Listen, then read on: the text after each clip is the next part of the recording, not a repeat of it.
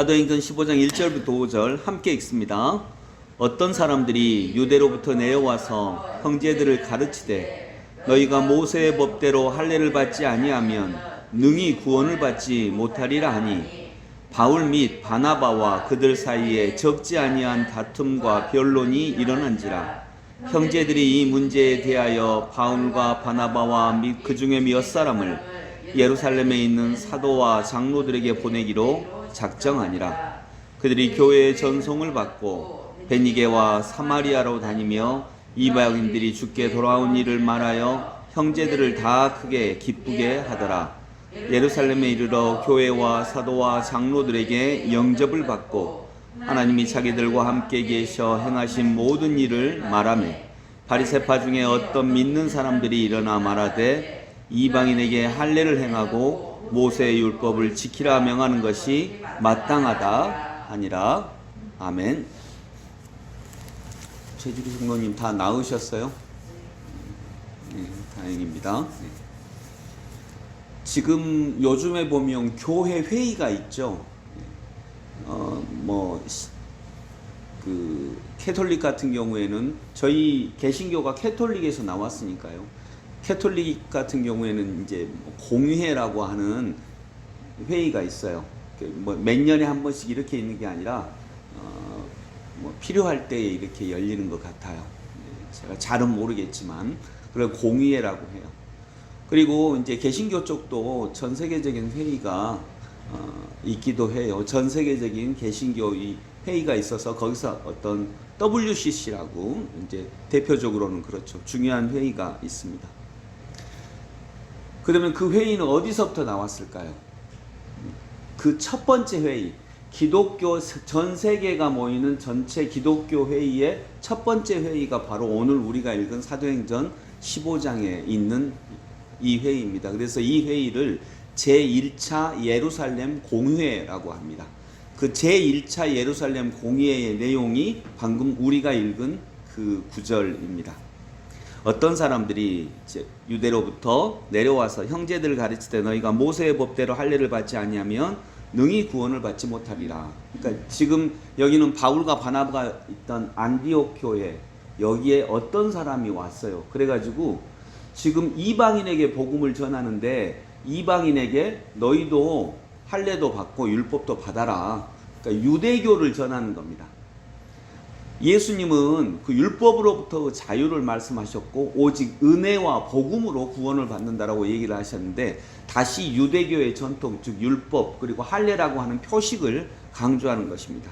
그리고 이 가르침에 대해서 혹하는 사람들이 있다 보니까 바울과 바나바는 은혜와 복음으로 구원을 얻는다라고 하는 이런 얘기들을 베드로와 함께 합의를 본 거잖아요. 우리가 읽었던 이전 구절에 나오잖아요. 그러니까 서로 다툼과 변론이 일어났다라고 2절에서 이야기를 하고 있습니다. 그러니까 이건 안디옥 교회에서 일어난 일이니까 야 그러면 우리 예루살렘에 있는 예수님으로부터 직접 배운 제자들 그분들한테 가서 물어보자라고 얘기를 하게 된 거예요. 그래서 그분들에게 이 예루살렘으로 가게 되는 장면입니다. 그래서 2절의 제일 뒷부분 보면 그 중에 몇 사람을 예루살렘에 있는 사도와 장로들에게 보내기로 작정하니라. 그러니까 예수님의 직접적인 제자들에게 보내기로 물어본 것입니다. 3절에 그들이 교회의 전송을 받고 베니게와 사마리아로 다니며 이방인들의 주께 돌아온 일을 말하여 형제들을 다 크게 기쁘게 하더라. 이제 예루살렘으로 돌아가는 길에도 그들은 복음을 전합니다. 그러면서 이방인들이 주께 돌아온 것, 이걸 얘기를 하는 거죠. 이것은 바울과 바나바가 주장했던 것이고 이전에 베드로가 인정했던 것이고 사도들도 인정했던 것이고 근데 몇 사람은 이것이 아니다. 다시 율법과 할례로 돌아가야 된다. 이렇게 얘기를 했던 거죠. 4절에 예루살렘에 이르러 교회와 사도와 장로들에게 영접을 받고 하나님이 자기들과 함께 계셔 행하신 모든 일을 말하매 5절 같이 읽습니다. 바리새파 중에 어떤 믿는 사람들이 일어나 말하되 이방인에게 할례를 행하고 모세의 율법을 지키라 명하는 것이 마땅하다 아니라. 아직도 바리새인들은 이방인들에게도 율법 지키라고 얘기하고 할례를 행하라고 얘기를 해야 된다. 이래야 맞다라고 주장을 하고 있었다라고 하는 것입니다. 즉 여기서는 지금 두 그룹이 얘기를 하고 있죠. 한 그룹은 원래 유대계가 지켰던 이스라엘 전통 율법과 할례 이걸 지켜야 된다라고 얘기하고 있고, 이제 바울과 바나바는 이방인에게 복음이 전달되는 걸 보니까 그건 유대의 문화이고 유대의 민족 문화이고 이방인들에게는 또 다른 것들이 가야 되는데, 그러면 전 세계적으로 문화가 다른 사람들에게는 어떻게 복음을 전하냐? 오로지 은혜, 율법이 아니라 은혜와 복음으로 하나님의 말씀을 전해야 된다. 이게 맞다. 그래서 이방인들에게 할례라든가 이스라엘의 율법을 강요하지 말아야 한다. 이제 이런 두 가지 견해가 있었던 거죠. 그리고 이것을 제1차 예루살렘 공회에서 예수님의 제자들, 예수님에게 직접 가르침을 받았던 제자들에게 이제 물어보기로 이렇게 작정을 한 것입니다. 이런 말이 있습니다. 본질은 변하지 않지만 형식은 얼마든지 문화에 따라 변할 수 있다.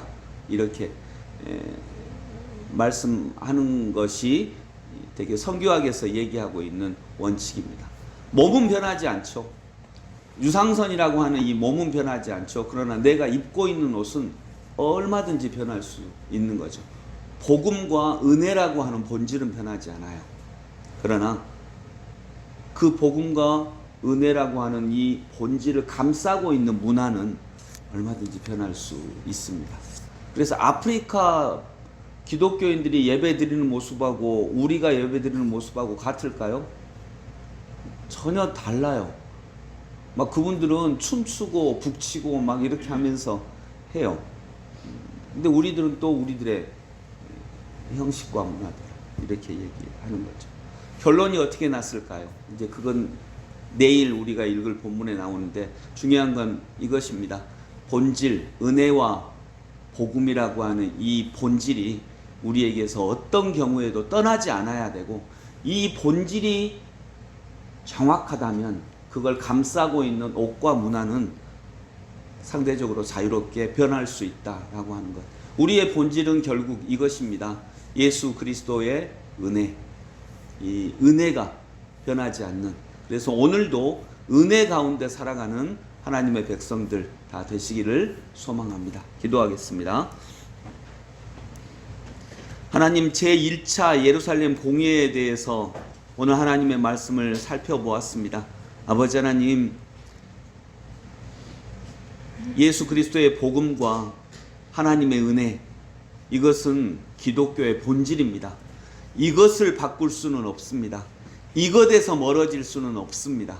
그러나 이 본질을 입고 있는 옷은 얼마든지 바뀔 수 있음을 알고 넓은 마음으로 아버지 하나님의 복음과 은혜라고 하는 이 본질을 붙잡은 상황에서 열린 마음으로 여러 가지의 문화의 옷을 입고 하나님의 복음이 널리 전파될 수 있도록 인도하여 주옵소서.